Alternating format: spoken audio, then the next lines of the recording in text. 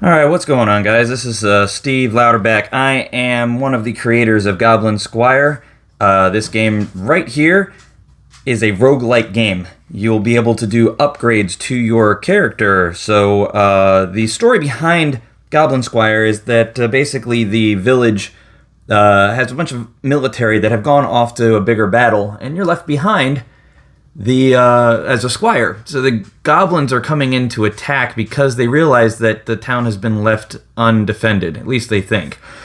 So your job is to defend the village. So don't go wandering off. Stay close to the village, at least until you increase your capabilities and understanding of the actual game itself. So here we have the main menu. This is still very early on in the game development. We have a lot of ideas and a lot of other things we want to add to this. But for now, you have these upgrades that are available. You'll notice these little white dots on the screen. That's me actually touching the screen. So down here, you'll have your health increase. You'll have, once you unlock 2 of those, you then get your other upgrades, like your minor hub stone production. That'll actually increase the amount of stone that you get per turn because of your main building being there. Same thing goes for your wood production. You get coins per turn. Then you also have coins and a chance of the goblins actually dropping coins when you kill them. Next level up, you'll have time increase for your build time. You start off with 30 seconds. This will increase it by 30 seconds each. We realize that as you get further in the game, there's a lot more stuff that you have to manage and maintain, and you're going to be moving around the map quite a bit. So we wanted to increase the amount of time that you would have to actually strategize and build out your buildings and make your upgrades. The movement speed of your character also can be increased, 10% per level. Then you also have resource boost increase. So I'll explain this a little later when you get into the actual gameplay. There are little sections on the map that are special places where you could place your wood production and your stone production. Those, you can place those anywhere, but if you place them on those specific locations, you'll get a booster for them. Same thing with towers for your defense. There's a +1 level square in there. So I can go back to the main menu and go start the level so I can kind of show you what the game is actually going to look like here. So inside the game, you start off in round 1 in the defend phase. You'll see these little stones over here. That's going to be one of your bonus platform areas. There's also this little spot here where it's kind of hard to tell, but there's little trees there. That's going to be some of your wood production. This building right here that I'm circling is your main hub. That building, if it's destroyed, you lose the game, but you get to keep all the coins to be able to upgrade your character, and you can always come back and play again. You notice it took a little bit of time for the first goblin to show up, but they did show up, and now I'm attacking them to kill them. If I stand here, they'll swat at me, and I'll take damage. You'll see I have a health bar at the bottom, down here. That is my health. Let's go ahead and kill this guy here. You'll see that he popped out a gold coin for me because I have that upgrade in there. Now you'll notice that the indicators of wood location, your stone location, and the building indicators all show up. So we'll go ahead and build a level 1 wood lumber mill.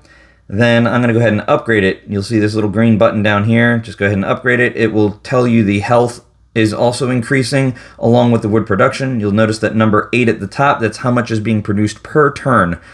So a turn is a defend and then build phase. Over here, I'm going to actually come all the way up over here and build my first tower. So that'll help defend my village from the north. In this little corridor here, I won't really see any goblins come in and attack. For moving around, I realized I skipped over that because the goblins came in and attacked. So for moving around, if you touch and hold anywhere on the screen, you'll notice the joystick will pop up, and you just move your thumb around on your screen, and that'll get you moving around. So I can do the same thing over here on the right side. Doesn't really matter where you touch. Now, if you click anywhere on the screen during the defend phase, your character will start attacking. For now, if you touch anywhere on the screen, you'll notice the blocks that are being selected. That's where you're actually going to build. So make sure you're selecting between your resources and defense. Resources, you have that stone quarry, lumber mill, and house, and we're about to go back into the attack phase. If you find yourself busy and working with pockets of time, there's always the opportunity to pause the game with this little button up here, little upper left-hand corner. And as I said before, you're moving around with the joystick. You can tap anywhere on the screen, and that'll cause an attack. If you are surrounded by goblins, just simply moving your joystick in the direction that you'd like to attack will cause your character to change his direction and point someplace else so that you can attack them if they're on the other side of you. This guy popped out 2 coins for me, lucky me. Let's go ahead and take out this guy over here. Look at that. So all those coin upgrades that I've been doing on my character have been paying off quite well here. I have like 2 times the speed as well, or not 2 times, 20% increase on my speed, so I'm going to be running around a little bit faster than some of these other guys. So here's something that we need to fix is where those coins fall. Sometimes they fall on top of things and don't allow you to collect them.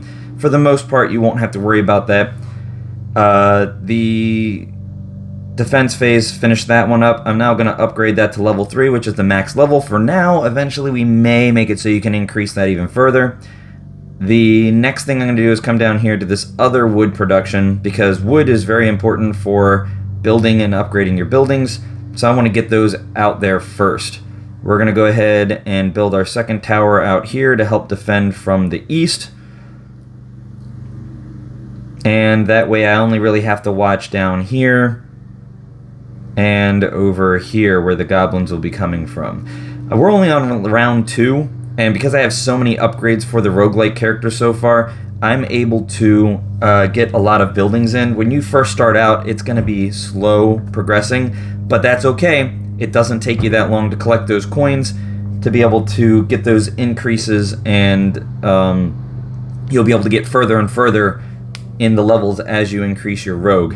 So this is kind of a play until you die, and then you'll start over again and see how far you can get, adjusting your strategy based off of what you see going on in the game. I used to build on these platforms here first, but I realized for some reason building them a little bit further out actually helped with the defense and prevented the goblins from kind of piling up onto the tower, making it so that they eventually destroy that tower if they pile up on it. Something about the way that the game is dropping and spawning these goblins in. See, I'm running around describing things to you guys, and my buildings are getting attacked. So these peons, these first level goblins, are pretty easy to kill, pretty easy to run away from, and you can get them to chase you around. Their main focus is attacking you, but if you're nowhere to be seen, they will go after a building. When you get to level 5, you're going to have assassins that will come in, and they're going to attack. They're going to run in a lot faster. They're a lot harder to get away from. You can see both these buildings are up to level 3. We're going to go over here. I'm going to build, because my population, if you see that fist up there by your resources, that is your population level. Right now I'm using 2 out of 2. If I build another house, which I can't right now because I don't have enough wood, that would then give me 1 more for my population. I now have 11 stone, so I'm going to come down here and build my next defensive structure. Notice how it automatically comes up as a level 2. That's because I built it on one of these +1 level platform areas. Alright, I have 50 seconds left, but I'm not going to waste your time running around on the map, so let's go ahead and skip and allow the next phase to come in. 14 enemies are coming in to attack. So like I said, these goblins, the base level goblins, are coming after you and then your buildings. The assassins solely come after you, and then the ogres are very much focused on going after those buildings. You won't see the ogres until level 10. Those guys are beasts. They will come in, they cause a lot of damage. They can cause multiple hit point damages to you, as well as a lot of damage to the building, and they're a bit of a pain to kill. On top of that, because they come in fairly slow, your assassins, if you don't take care of those guys quickly, you're going to be surrounded by assassins, surrounded by goblins, and trying to kill this ogre who's taking out your towers that are helping to defend your town. So it gets pretty crazy. Right now, it seems pretty easy running around and taking these guys out. because of the upgrades that I have and because of the towers that I have. So that last enemy's dead. We have 36 wood now, so I can build 3 more structures. We're going to go over and build a house. Then I'm going to build a quarry. So we'll get 8 more stone. So almost every turn I'll be able to build another tower. Let's go ahead and skip and get ready for round 4. Oh wait, are we under round 5? Alright, now you'll see the assassins. They'll fly in here pretty quick. The upper right is your mini-map. I realize I have not described that yet. And in the mini-map, you'll see the tiny dots of when the goblins are coming in. Eventually, we're going to make it so they're a lot more visible. You only have 2 assassins this turn. We'll make it so it's a lot more visible. We're also going to add indicators on the edge of the map to help show you where the goblins are coming from. We also have plans to introduce other buildings, other enemy types, and we'd like to add in other character types. So you won't just have a sword, you could have archer and a mage. We're also looking at adding different types of defensive structures, not just the towers, but some tar pits to help slow down those assassins as they come across the tower, because these cannon towers, they're not fast enough to hit those assassins because they fly right past them. They're just too quick. The tar pits, if you were to build those in front of the towers, that would help slow them down, which would then help with the defense, taking out those faster assassins.